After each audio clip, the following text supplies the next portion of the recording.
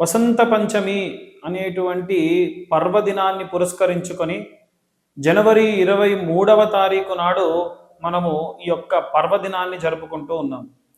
వసంత పంచమి అనగానే అందరం ఏం చేయాలి? పిల్లలకి అక్షరాభ్యాసం చేయించాలి.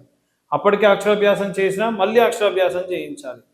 కాదండి, చాలామంది మనం చేసే తప్పులు ఏంటంటే అక్షరాభ్యాసం చేయించడానికి కానీ జాతకర్మలు చేయించడానికి కానీ ఏమన్నా మేనమామ తీసుకురావాలి, ఒళ్ళో కూర్చోబెట్టుకుని మేనమామ చేయించాలి అని రాస్తూ ఉంటారు.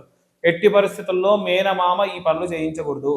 జాతకర్మలన్నీ కూడా తండ్రి ఒళ్ళో కూర్చోబెట్టుకొని చేయాలి. ఎందుకంటే ఆత్మానాం పుత్రనామాసి, నేను చెప్పిన మాటే కాదండి, చాలా మంది పెద్ద పెద్ద వాళ్ళు, చాగంటి కోటేశ్వరరావు గారు లాంటి వాళ్ళు కూడా చెప్పారు. శాస్త్రం కూడా అదే చెప్పింది. ఇలాంటి వసంత పంచమి రోజున ఒకవేళ పొరపాటున మీరు ఈ అక్షరాభ్యాసాన్ని ఎలా చేశారో తెలియదు, పిల్లవాడిని మళ్ళా బడికి పంపిస్తున్నాము లేదా పాపని ఈ స్కూల్కి పంపిస్తున్నాం అనేటువంటి క్రమంలో ఈ వసంత పంచమి రోజున రాహుకాలము దుర్ముహూర్తము చూసుకొని ప్రత్యేకంగా వాటికి సంబంధించి సమయాన్ని కూడా కింద మేము డిస్ప్లే చేస్తాము. నేను ఒక స్క్రీన్ షాట్ పంపిస్తాను. ఆ స్క్రీన్ షాట్లో గ్రీన్ కలర్లో ఉన్నటువంటివన్నీ కూడా శుభ అమృత గడియలు. ఆ రోజున పిల్లలకు అప్పటి వరకు మీరు గనక అక్షరాభ్యాసం చేయకపోతే అక్షరాభ్యాసం చేయించండి. లేదు ఒకవేళ అప్పటికి అక్షరాభ్యాసం చేయించవంటే మళ్ళొకసారి బియ్యంలో అక్షరాలు దిద్దించండి. వీలైతే పలకపై రాయించండి. పసుపు వేలికి రాసి మరీ మీరు దిద్దించండి. దానివలన విశేషమైనటువంటి సత్ఫలితాలు పొందుతారు. మనము వసంత పంచమి అనగానే సరస్వతీదేవి యొక్క పుట్టినరోజుగా పరిగణలోకి తీసుకుంటాం కదా. ఎవరికైనా మాటలు నత్తిగా వస్తున్నాయి, మాటలు రావట్లేదు అంటే కూడా బ్రహ్మీ చూర్ణ అంటారు, లేదంటే సరస్వతి ఆకుపొడి అంటారు. ఈ సరస్వతి ఆకుపొడి ఎక్కడైనా దొరుకుతుంది. మేమైతే బాసర దగ్గరలో ఎక్కడన్నా సరస్వతి ఆకు ఉంటే అమ్మవారి అర్చనకు ఉపయోగించినటువంటివి తీసుకొని వచ్చి దాన్ని చూర్ణం చేసి అమ్మవారి కుంకుమార్చన ఎలా చేస్తారో సరస్వతి ఆకు పొడితోని కుంకుమార్చన చేసి అలా కుంకుమార్చన చేసిన పదార్థాన్ని జనులకు వితరణ చేస్తూ ఉన్నాం.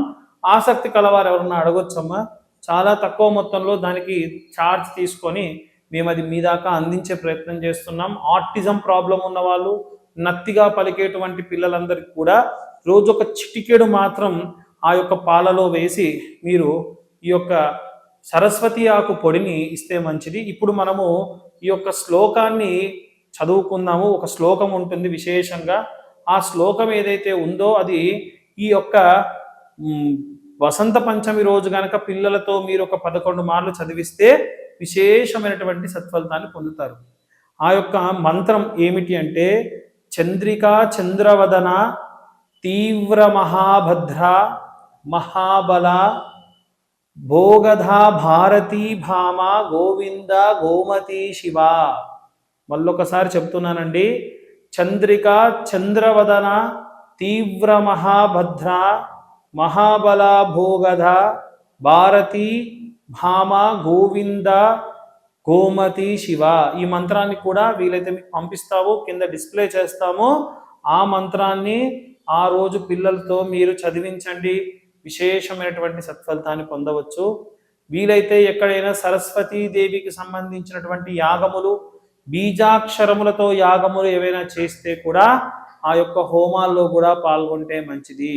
కాబట్టి వీలైనంత వరకు ఈ యొక్క యాగములు, ఈ యొక్క పూజలలో పాల్గొని సంపూర్ణమైనటువంటి వాగ్దేవి కృపా కటాక్షాలు మీ అందరి పిల్లలకి ఉండాలని కోరుకుంటూ సర్వే జనా సుఖినో భవంతు. స్వస్తి.